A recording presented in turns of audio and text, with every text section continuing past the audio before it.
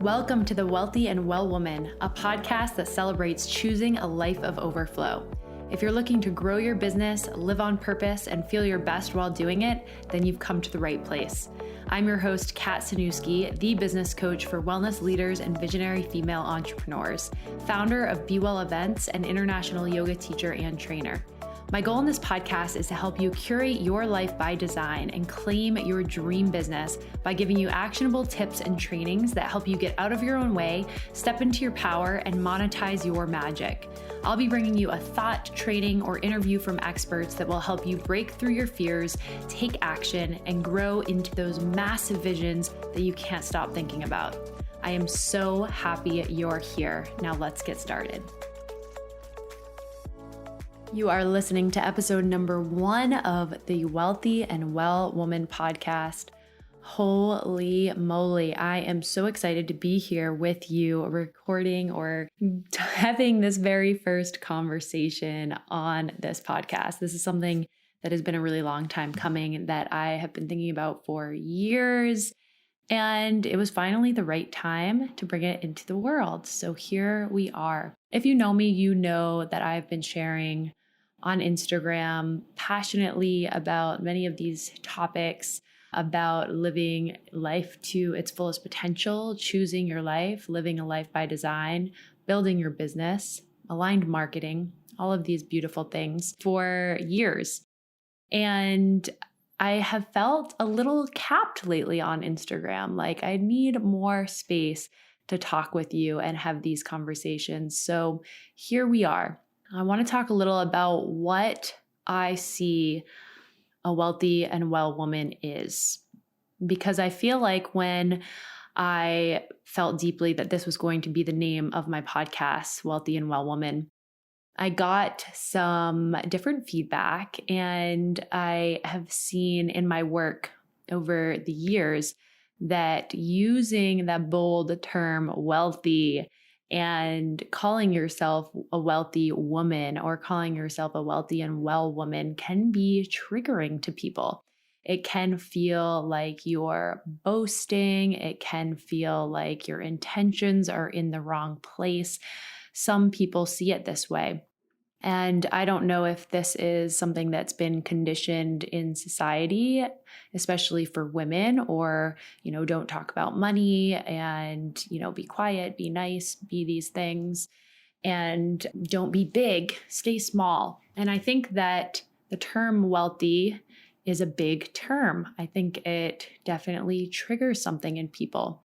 But I wasn't about to back away from that. And I see wealthy in this term as, yes, go for the money, build the wealth, build the resources to give back, to live a life of overflow in every single sense of the word, in your finances, in your time, in your relationships, in the love that you give and receive. Be open to receiving wealth in every capacity. So I will not shy away from talking about wealth in the financial terms.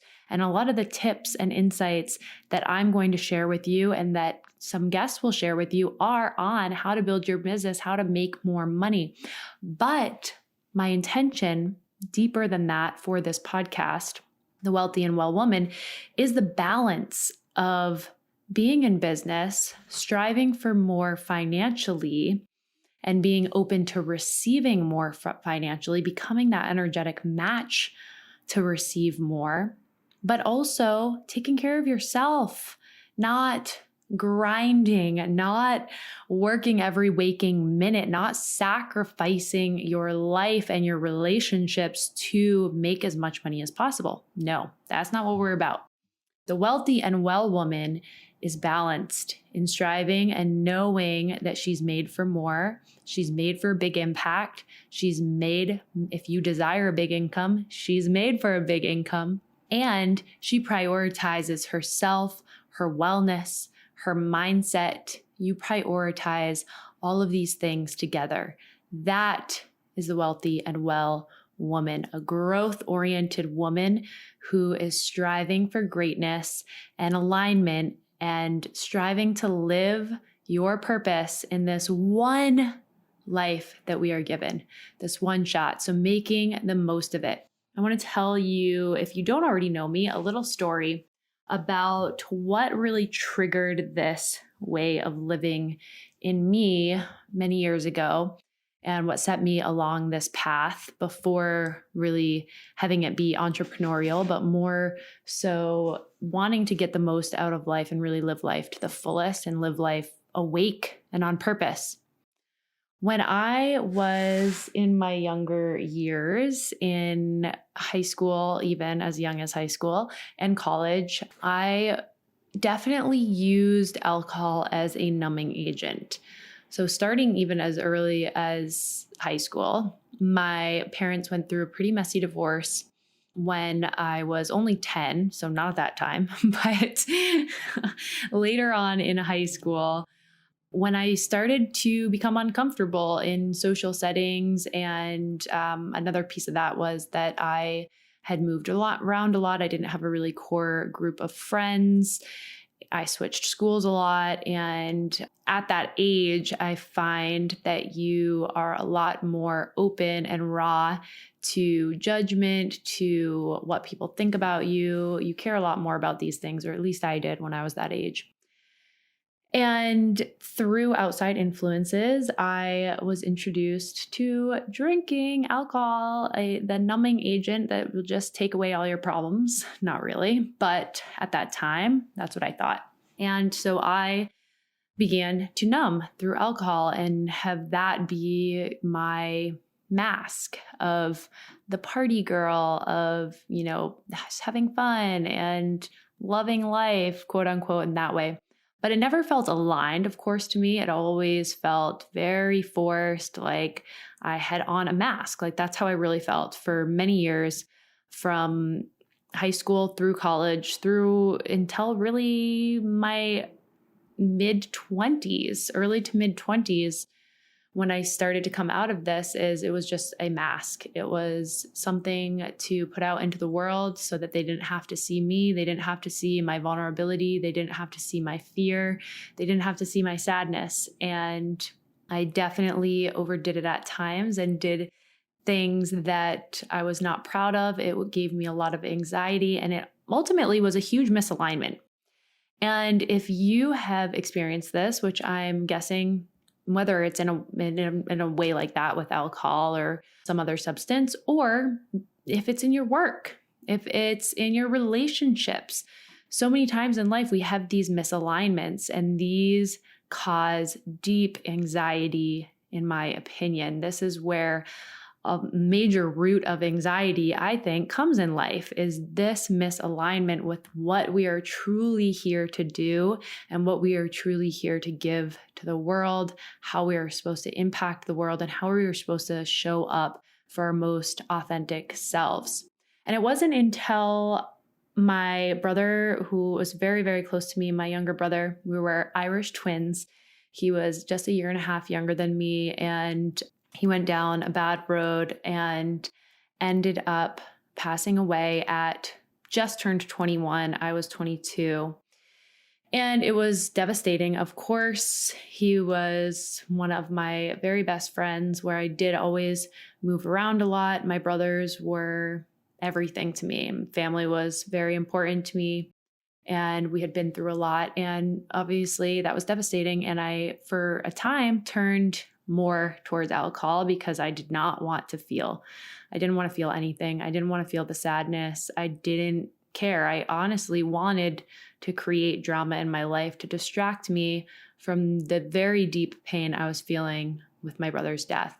And it wasn't until my I think maybe I was 24-ish when I found yoga. And my mom actually brought me to my first yoga class. It was a Bikram style class, and I thought I was going to die, but in the most connected and beautiful way ever that I had ever experienced. I felt so awake and so alive. And I had not remembered and so connected to myself from this very first class. It's amazing what that can do. And I didn't fully absorb it at that time, but I was like, wow, I liked that. Wow, that was intense. I liked it. And I remember leaving the studio that day, seeing a flyer on the community board that they had up for yoga teacher training. And I asked the instructor, "Oh, what's that about? Like, what do I need to be able to do that?" Like, first yoga class down, which is so representative of how I function. I'm like, "Oh, I like that. That was a major thing in my life. I'm feeling pulled. Let's do it. I'm jumping in." Anyways, so I asked, and she's like, kind of like, "You're ridiculous. This was your first class and you barely survived." But she told me that you needed to practice for at least 6 months before even being considered or even applying. So I kind of pocketed that, went about my life, didn't make any drastic immediate changes at that time, but I did start to go here and there. I found a Bikram studio in Portland where I was living, and I went here and there. And I ended up then still being stuck on this, like wanting to become a yoga teacher, even though I had maybe done a total of 10 yoga classes, and found a training that accepted me locally and jumped right in. And it was the most amazing and raw experience, one of my entire life. It really just woke me up to these beliefs that I was holding on to. It woke me up to myself, my desires, what I wanted. It began to peel back all of these layers of plaster. There's a story that I love that I shared recently on my Instagram, actually, about the golden Buddha. There's a story about the golden Buddha who was covered in plaster to keep it safe from an invasion. And monks were carrying this Buddha, moving it, and dropped it. And there was a crack and there was a sliver of gold. And they said, "Let's look a little deeper." So they started chipping away the plaster, and underneath was revealed a solid gold statue. And I believe it was like the largest solid gold statue or something like that. This is a true story, I believe. Don't quote me exactly on how the story goes, but something along those lines. You could probably Google it to get the full breakdown. But that reminds me so much of these layers of plaster over the years that we put on like armor. So we have these defense mechanisms, we have these numbing agents, we have all of these things that we layer on. And yoga to me was that chipping away at the plaster to get more in touch with the gold and more in touch with what I truly wanted out of life. And I would see those glimmers when I was living a much different life of, wow, this isn't me. I really feel like I'm so misaligned and made for more. But I didn't know what it was. I didn't know how to chase that. I was just doing what I had been taught and what I knew in life, from family, friends, society, just doing the normal thing. And from there, I carried that on to getting a corporate job and climbing the corporate ladder, and really focused on that as being my version of success.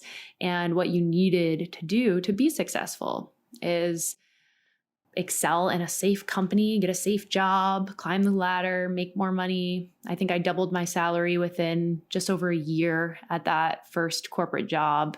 Took a big promotion in Boston and felt really proud for a while that I was, climbing that corporate ladder, but still felt this deep misalignment within me of, this is a step in the right direction, but I'm still not there. It's still not what I was really made to do and what I was brought here to do. And I kept, my yoga practice. I was then a certified yoga instructor, teaching here and there, but didn't have a lot of time or space to jump in because of my very demanding corporate job, living in Boston at that time. And from there, I remember going to one of Catherine Budig's workshops. She came to Boston, and her workshop aimed true. And we did an exercise, which I love to do with clients to this day. I do on yoga retreats. It's one of my favorite exercises. And it's about envisioning your life, what that would look like with no restraints. Absolutely no restraints, no judgment from anyone that's currently in your life. family, friends, partners, coworkers, anyone. No judgment. And what would that be if you could do absolutely anything? What would the dream be? Like, go big, no restraints. And I think this is such a helpful exercise because it really taps into that, yes, wild vision. But I want to tell you that when I did this exercise back in, I want to say 2015, maybe, I remember saying that my big dream, my big vision would be to teach yoga and be able to travel all over the world, changing communities for the better wherever I went and helping lift women up.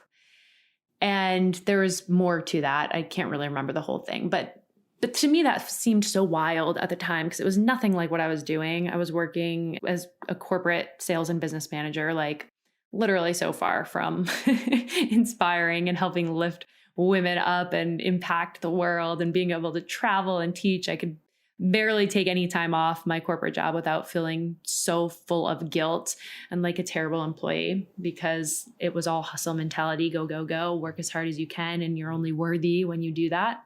I have a much different vision and representation of success, which you'll hear as we continue on in these podcast episodes. But for the sake of the story and my journey into this wealthy and well woman lifestyle, I had this vision and it felt so far away, but I started taking these little steps closer to it, closer to that vision.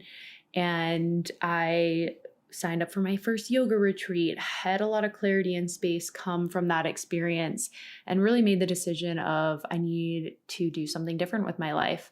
And it took lots of steps and many years before finally leaving corporate but before finally really doing what I was passionate about and what I wanted to do and what I loved full time and chasing that fiercely.